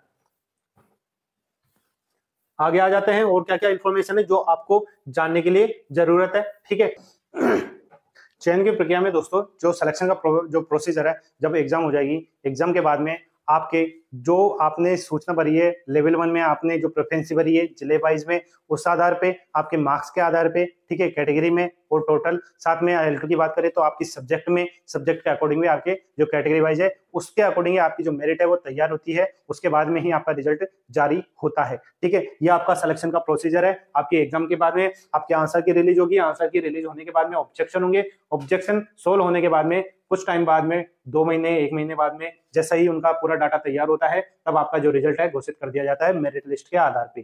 ठीक है, इसके बाद में उसके बाद में आपका क्या किया जाएगा, डॉक्यूमेंट वेरिफिकेशन करवाया जाएगा। डॉक्यूमेंट वेरिफिकेशन में आपका जो भी दस्तावेज आपने फिल करे, ठीक है, वो चीजें वहां पे आपकी फिल होगी। उसके बाद में जो भी सफल कैंडिडेट है उनका मेरिट लिस्ट में आ जाता नंबर, कम से कम 1 गुना 1.5 गुना का वहां पे आपको रिजल्ट देखने को मिलेगा और वहां पे आपको जो ज्वाइनिंग है वो धीरे धीरे आपके विभाग द्वारा दे दी जाएगी। इस तरह से आपका यहाँ पे मेरिट लिस्ट तैयार हो जाती है। अब मेन आता है आपकी जो एग्जाम स्कीम है उसके ऊपर और सिलेबस के ऊपर, दोनों यहाँ पे देखने को मिलेगा आपका एग्जाम पैटर्न, स्कीम और सिलेबस। ठीक है, लेवल 2 का रहने वाला है और कक्षा 6 से 8 है, सीधी भर्ती 2025 है। ठीक है, ये चीजें आप जानते हो। इसके बाद में आपका जो एग्जाम पैटर्न है यहाँ पे आप देख सकते हो। एग्जाम पैटर्न में क्या होगा, आपके जो एग्जाम का पेपर है वो 300 अंकों का होगा, आपके 300 मार्क्स का पेपर रहेगा। ठीक है, उसके लिए आपको एक प्रश्न पत्र ही होगा आपका। ठीक है, ऑब्जेक्टिव टाइप का पेपर लगेगा, आपके 2 पेपर नहीं लगेंगे इसमें। समय जो मिलेगा आपको 2 घंटे 30 मिनट का समय मिलेगा आपको। ठीक है, और जो प्रश्नों की संख्या होगी वो रहेगी कुल 150। ठीक है, 150 क्वेश्चन होंगे और मार्क्स होंगे 300। तो अंदाजा लगा लीजिए जो एक क्वेश्चन है, एक क्वेश्चन आपके 2 मार्क्स से यहाँ पे रहने वाला है। इस तरह से आप देख सकते हो आपका 150 क्वेश्चन हो जाएंगे, 150 क्वेश्चन के 300 मार्क्स। टाइमिंग आपको 2 घंटे 30 मिनट का समय आपको यहाँ पे मिलेगा। ठीक है, नकारात्मक अंक की बात करते हैं, नेगेटिव मार्किंग। तो दोस्तों नेगेटिव मार्किंग यहाँ पे आपको मिलेगी 1/3, 1/3 आपकी नेगेटिव मार्किंग यहाँ पे आपको देखने को मिलेगी। ठीक है, इसके अलावा ये आपका पूरा एग्जाम पैटर्न हो गया। ठीक है, आपका चाहे सब्जेक्ट का कोई सा भी एग्जाम हो, ये आपका एक एग्जाम स्कीम है, ये आपके लागू होगी। आगे आते हैं, यहाँ पे आपका सिलेबस है। ठीक है, सिलेबस में आपके यहाँ पे सब्जेक्ट वाइज अलग दिया गया है, सभी सब्जेक्ट को यहाँ पे देख सकते हो। परीक्षा के लिए विषय है अंकवार, यानी आपका सब्जेक्ट में भी जो आपका टॉपिक आएगा, ठीक है, कोई चाहे भूगोल हो, हिस्ट्री हो, आर्ट एंड कल्चर हो, उसके कितने अंक निर्धारित है वो भी यहाँ पे दिया गया है। ठीक है, अब यहाँ पे देख सकते हो आपका लेवल 2 कक्षा 6 से 8। ठीक है, अब यहाँ पे आप देख सकते हो आपका पहले यहाँ पे क्या आएगा, भौगोलिक, ऐतिहासिक और सांस्कृतिक ज्ञान और राजस्थानी भाषा। ये आपके 4 डिवाइडेशन है।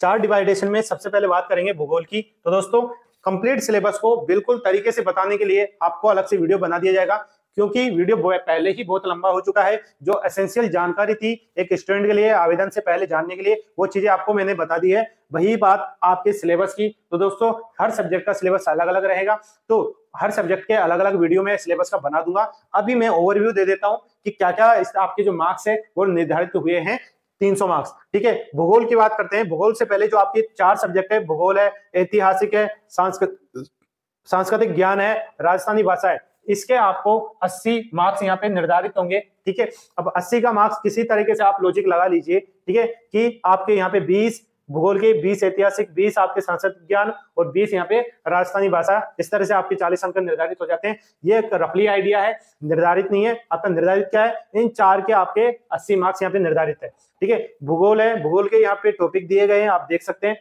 इतिहास एवं संस्कृति है, यहाँ पे आप देख सकते हो इसके टॉपिक यहाँ पे दिए गए।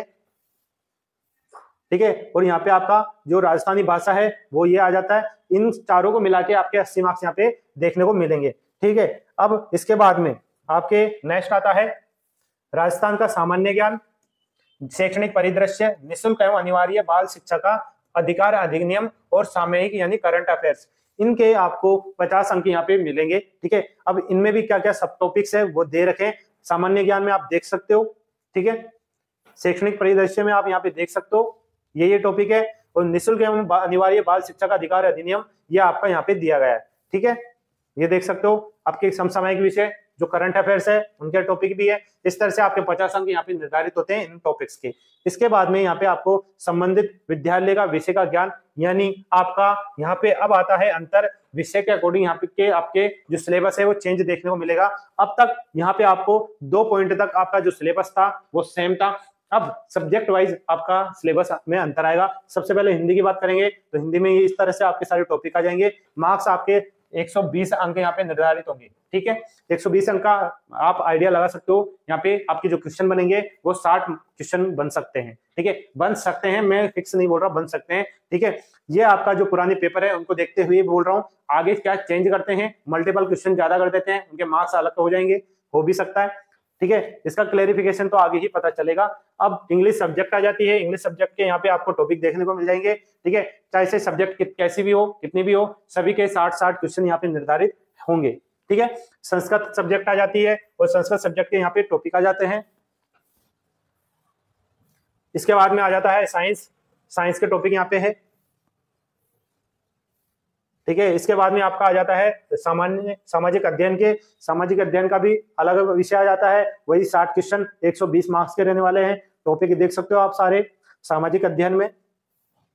सामाजिक अध्ययन में आपका देख लो कितने, आपका यहाँ पे हिस्ट्री भी आ जाएगी, आर्ट एंड कल्चर भी आ जाएगा इंडिया का, ठीक है। आपका मुगल साम्राज्य भी आ जाएगा, आपका राष्ट्रीय आंदोलन भी हो जाएंगे, यहाँ पे आपकी ज्योग्राफी भी आ जाएगी, ठीक है। आर्ट और आपके औद्योगिक, आपके इकोनॉमिक्स से रिलेटेड भी चीजें आ जाएंगी, पॉलिटी रिलेटेड भी आपको यहाँ पे टॉपिक्स देखने को मिलेंगे, ठीक है। ये आपकी इंडियन इकोनॉमिक्स आ गई, बैंकिंग रिलेटेड आपके टॉपिक्स आ गए, ठीक है। कृषि रिलेटेड भी आ गए आपके। तो देख सकते हो आप सामाजिक विज्ञान में कम से कम आपके 6-7 प्रकार के सब्जेक्ट है, उनके टॉपिक्स यहाँ पे देखने को मिलेंगे। इसके बाद में अब आता है शैक्षणिक रीति विज्ञान, ठीक है। शैक्षणिक रीति विज्ञान जो कि आपके सब्जेक्ट के वाइज अलग अलग होंगे, ठीक है। जिसके आपके यहाँ पे 20 अंक यहाँ पे आपको निर्धारित मिलेंगे। 20 अंक यानी 10 क्वेश्चन यहाँ पे देखने को मिल सकते हैं शैक्षणिक रीति विज्ञान के। सब्जेक्ट वाइज यहाँ पे अलग अलग टॉपिक है, देख सकते हो आप। ये हिंदी हो गया, इधर इंग्लिश आ गया, इसके बाद संस्कृत सब्जेक्ट आ जाएगा। संस्कृत के बाद में यहाँ पे आपको गणित मिल जाएगी और यहाँ पे आपको सामान्य विज्ञान मिल जाएगा। उसके बाद में सामाजिक अध्ययन मिल जाएगा, ठीक है। और इसके बाद में आपका शैक्षणिक मनोविज्ञान का आपका यहाँ पे 20 अंक का आएगा यहाँ पे, ठीक है। अब दोस्तों इस सिलेबस में किसी ने गौर किया है तो वो जान गया होगा। आपको मैं बता देता हूँ, इसमें आपका साइंस का ही सिलेबस दिया हुआ है, बल्कि जो पेपर आएगा साइंस मैथ का आता है, इसमें मैथ का सिलेबस टॉपिक्स भी होते हैं। इसमें मैथ का जो सिलेबस है वो नहीं दिया गया है। तो दोस्तों कर्मचारी चयन बोर्ड की तरफ से ये मिस्टेक हो गई, उन्होंने साइंस का सिलेबस तो ऐड कर दिया पर मैथ का सिलेबस ऐड नहीं करा। बोर्ड द्वारा सिलेबस को अपडेट कर दिया गया है, ठीक है। अब जैसा मैंने बोला सब्जेक्ट वाइज मैं पर्टिकुलर वीडियो अलग बना दूंगा सिलेबस का, उसमें साइंस मैथ में आपका साइंस और मैथ के टॉपिक्स ये सारी चीजें मैं क्लियरिफाई कर दूंगा, ठीक है। ये आपका शैक्षणिक मनोविज्ञान के टॉपिक्स आ गए जो कि 20 अंक निर्धारित है, देख सकते हो आप। इसके बाद में आईसीटी आ जाता है, कंप्यूटर रिलेटेड आपका यहाँ पे टॉपिक आ जाते हैं, 10 क्वेश्चन देखने को मिलेंगे। तो दोस्तों इस तरह से आपके जो टोटल क्वेश्चन होते हैं वो आपके 150 क्वेश्चन हो जाएंगे। 150 क्वेश्चन हो जाएंगे कितने के, आपके 300 मार्क्स के। 300 मार्क्स का यहाँ पे आपको पूरा पेपर देखने को मिल जाएगा और क्वेश्चन आपको यहाँ पे ये मान के चलिए 150 क्वेश्चन यहाँ पे आपको देखने को मिलेंगे, ठीक है। ये आपका पूरा सिलेबस हो गया सब्जेक्ट वाइज अलग अलग, ठीक है। अब दोस्तों सारा इंफॉर्मेशन जो नोटिफिकेशन में था आपको सारी चीजें बता दी है, ठीक है। लास्ट इंफॉर्मेशन है वो बहुत ही इंपॉर्टेंट है। हर नोटिफिकेशन में, हर एडमिट कार्ड का जब कोई भी शेड्यूल आता है उसमें भी यही चीज होती है और मैं हर बार समझाता हूँ, इसमें भी वापस समझा रहा हूँ। क्या करना है आपको, आपका पेपर जो होगा ऑब्जेक्टिव होगा, ऑब्जेक्टिव पेपर में आपको पहले 4 ऑप्शन दिखाई देते थे। कौन कौन से, आपके पहले 4 ऑप्शन दिखाई देते थे ए बी सी डी, ठीक है। ये 4 ऑप्शन दिखाई देते थे पहले आपको ए बी सी डी। इस तरह से आपको ओएमआर सेट में ये ऐसा दिखाई देता था और आपके क्वेश्चन पेपर में भी 4 ऑप्शन ही दिखाई देते थे। पर बोर्ड द्वारा आपको एक ई वाला एक्स्ट्रा वैकल्पिक जो ऑप्शन है ई दिया है, ठीक है। अब आपका यहाँ पे यह एक ई वाला गोला भी एक्स्ट्रा आ गया। आपको करना क्या होगा कि आपको जो क्वेश्चन आता है, ठीक है, आपको जो क्वेश्चन आता है वही 4 ऑप्शन में आएंगे, उनमें से आप जो आता है वो आप फिल कर दोगे, जो नहीं आता उसमें आपको ई वाला गोला भरना है। समझ गए? नहीं समझे वापस बता देता हूं। सपोज दैट ऑप्शन आए क्वेश्चन का, क्वेश्चन में 4 ऑप्शन आए, आपने मान लो 150 क्वेश्चन है, 150 क्वेश्चन में आपने 110 क्वेश्चन में एबीसीडी में से कुछ ना कुछ लगाया है, आपने किया है वो सवाल, बच गए कितने 40 क्वेश्चन। 40 क्वेश्चन आपने नहीं करे, आपको नहीं आया, तो उन 40 क्वेश्चन में करना क्या है, आपको ई गोला पूरा फिल करना है, ठीक है। यानी देखा जाएगा तो आपकी जो ओएमआर सीट है वो पूरी फिल हो जाएगी, ठीक है। तो दोस्तों अब इससे रिलेटेड क्या क्या प्रावधान है वो देख लेते हैं। प्रत्येक प्रश्न के लिए विकल्पों में से केवल एक विकल्प को भरना आवश्यक है, ठीक है। जो आंसर होगा वो तो भरना ही है, और जो अगर आपको आंसर नहीं आ रहा उसमें तो ई भरना ही है, ठीक है। यदि कैंडिडेट द्वारा किसी क्वेश्चन को हल नहीं करा, नहीं आ रहा, तो उसमें जो ई ऑप्शन है उसको गोला करना है।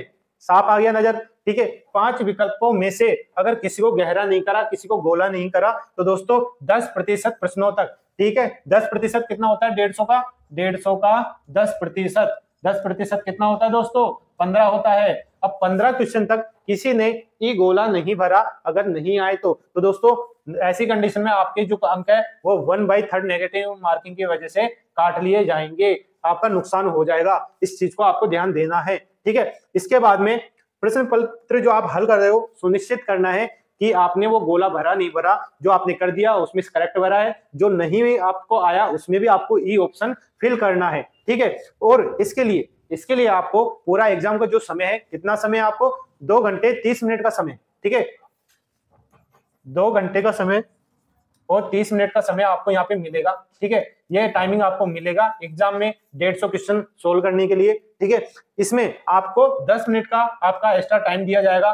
किस चीज के लिए दिया जाएगा? आपको यहाँ पे जो ई ऑप्शन है उनको फिल करने के लिए, एक रीचेक करने के लिए कि आपने सभी जो OMR सीट है उसमें सभी में गोला भरा है या नहीं भरा, उसके लिए 10 मिनट का एक्स्ट्रा टाइम दिया जाएगा। उसी दौरान आप सारी OMR सीट को चेक करना है, ठीक है। क्योंकि आपके 10% से ज्यादा छूटे तो वहां आपके 1/3 नेगेटिव मार्किंग की वजह से यहाँ पे आपको खामियाजा भुगतना पड़ जाएगा, ठीक है। इसके बाद में अगर कोई कैंडिडेट 10% से प्रश्नों को अधिक, 10% से अधिक यानी चाहे एक क्वेश्चन एक्स्ट्रा है, जैसे 15 के बाद में अगर एक 16 क्वेश्चन भी अगर आपने ई गोला नहीं भरा तो दोस्तों यहाँ पे देख सकते हो किन्हीं 5 गोलों में से गहरा नहीं भरने पर अयोग्य कर दिया जाएगा। यानी आपसे रिक्वेस्ट है, आप पूरे गोले फिल करिए, ठीक है, पूरे गोले फिल करिए, आपको 10 मिनट का समय एक्स्ट्रा मिलेगा। फिर भी अगर वो भूल जाता है, टेंशन के मारे, एग्जाम में जो पैट होता है माहौल बहुत अलग होता है, फिर भी 10% के अंदर तो आपको रखना पड़ेगा, ठीक है। और उसमें भी आपको 1/3 आपके मार्क्स काट लिए जाएंगे, ठीक है। इतना टाइम फिर एग्जाम फिल करते हो, ठीक है, आपके एप्लीकेशन फॉर्म फिल करते हो, आवेदन की डेट आती है, एग्जाम डेट आती है, आप तैयारी करते हो, पैसा लगाते हो और आप इस सिली मिस्टेक को कर देते हो तो आपकी सालों की मेहनत, पैसा सब बेकार चला जाता है। ये सिली मिस्टेक है दोस्तों, हमेशा यही चीज आपको बता देता हूँ। एक वीडियो जरूर लाऊंगा, मैं हमेशा बताता हूँ, एक वीडियो जरूर बनाऊंगा जिसमें जितनी भी 2 साल में जितनी भी एग्जाम हुई है उनमें कितने स्टूडेंट ने ये सिली मिस्टेक करी है, चाहे वो बड़ी एग्जाम हो छोटी एग्जाम हो, सभी ने बहुत बड़ी मात्रा में ये गलतियां करते हैं, हर बार करते हैं और हर बार मैं आपको यही समझाता हूँ, ठीक है। और सबसे बड़ी बात, वीडियो के फाइनल तक बने रहने का कारण यही है कि ये जो चीजें हैं वो स्टूडेंट स्किप कर देता है, उन्हें नहीं पता लगता क्या चीजें इंपॉर्टेंट है क्या नहीं है, ठीक है। जो इन चीजों से अवेयर है उनको पता होता है, जो अवेयर नहीं है तो उनको ये चीजें मालूम होना बहुत जरूरी है, ठीक है। अब पदों का वर्गीकरण किस तरह से होगा वो यहाँ पे आप देख सकते हो, ठीक है। अनुसूचित क्षेत्र की बात करेंगे सबसे पहले, ठीक है। यहाँ पे आप देख सकते हो पद संबंधी आरक्षण वर्गीकरण, ठीक है, जो कि किसके लिए? संस्कृत नॉन TSP, संस्कृत के लिए नॉन TSP है। अब यहाँ पे टोटल कितनी वैकेंसी मिलेगी आपको? 319 संस्कृत में, नॉन TSP में, ठीक है। ये आपका सामान्य जनरल आ गया, SC ST, अन्य पिछड़ा वर्ग, अति पिछड़ा वर्ग, आर्थिक रूप से कमजोर वर्ग और 12 जिले की जो शहरी आ जाती है उनके लिए पोस्ट है। आप देख सकते हो, आप वीडियो को पॉज कर सकते हो, स्क्रीनशॉट ले सकते हो। कैटेगरी वाइज आपके संस्कृत सब्जेक्ट के लिए ये आपकी है, ठीक है। वापस से लिख देता हूं, संस्कृत सब्जेक्ट के लिए आपकी है, ठीक है। इसके बाद में हॉरिजॉन्टल रिजर्वेशन में क्षैतिज आरक्षण में आपकी जो दिव्यांगजन है उनके लिए ये पोस्ट है, उनके भी जो आपके बेंचमार्क निर्धारित है उनमें पोस्ट देखने को मिल सकती है। भूतपूर्व सैनिक कैटेगरी वाइज अलग अलग है, यहाँ पे उत्कृष्ट खिलाड़ियों के लिए आ गई, हो गया क्लियर। स्टार्टिंग में मैंने बोला था कि लास्ट में आपकी टेबल होगी, उसमें बता दिया जाएगा कि आपको आपकी जो कैटेगरी है उसमें जो रिजर्वेशन मिला है उसके अकॉर्डिंग कितनी सीटें आपको मिल रही है, किसके लिए? संस्कृत सब्जेक्ट के अंतर्गत बता रहा हूं मैं। अब आते हैं वापस संस्कृत में TSP के लिए, अनुसूचित क्षेत्र के लिए कितने पद है? 70 पद है। कैटेगरी वाइज देख सकते हो, सामान्य, अनुसूचित जाति, अनुसूचित जनजाति, हॉरिजॉन्टल रिजर्वेशन में दिव्यांगजन आ गया, भूतपूर्व सैनिक आ गया, उत्कृष्ट खिलाड़ी आ गया। अब हिंदी सब्जेक्ट आता है। हिंदी सब्जेक्ट में आपके नॉन TSP की बात करें तो 156 वैकेंसी है, 156 वैकेंसी आपकी इस कैटेगरी में बटी हुई है, ठीक है, देख सकते हो आप। हॉरिजॉन्टल रिजर्वेशन में देख सकते हो आप पर्टिकुलर जो कैटेगरी है, दिव्यांगजन, भूतपूर्व सैनिक, उत्कृष्ट खिलाड़ी। इसके बाद में हिंदी में नॉन TSP क्षेत्र की वैकेंसी आ गई, ठीक है, कितनी है? मात्र 18 है। हॉरिजॉन्टल रिजर्वेशन में भी देख सकते हो आप। इसके बाद में इंग्लिश सब्जेक्ट आ चुकी है, उसके भी नॉन TSP वाली सब्जेक्ट की वैकेंसी कितनी है, 202 वैकेंसी है, और सभी वर्गों में 202 वैकेंसी का डिवाइडेशन आप देख सकते हो हॉरिजॉन्टल रिजर्वेशन में भी। इसके बाद में टीएस इंग्लिश सब्जेक्ट में टीएसपी की बात करेंगे। ये टीएसपी है इंग्लिश सब्जेक्ट का, ठीक है। हॉरिजॉन्टल रिजर्वेशन में भी आप सीटें देख सकते हो इंग्लिश के टीएसपी एरिया में। इसके बाद में सोशल स्टडीज आ जाता है। सोशल स्टडीज में भी आपका नॉन टीएसपी आ जाएगा, जिसमें आपकी वैकेंसी कितनी है, 272 वैकेंसी, सभी वर्गों में डिवाइडेशन देख सकते हो आप, और हॉरिजॉन्टल रिजर्वेशन में भी आप सीटें देखने को देख सकते हो। इसी में आपका सोशल स्टडीज में आपका यहाँ पे टीएसपी एरिया आ जाता है, ठीक है। तो उसमें भी आपका नॉर्मल और आपका हॉरिजॉन्टल रिजर्वेशन में जो सीटें जो बटी हुई है आप देख सकते हो।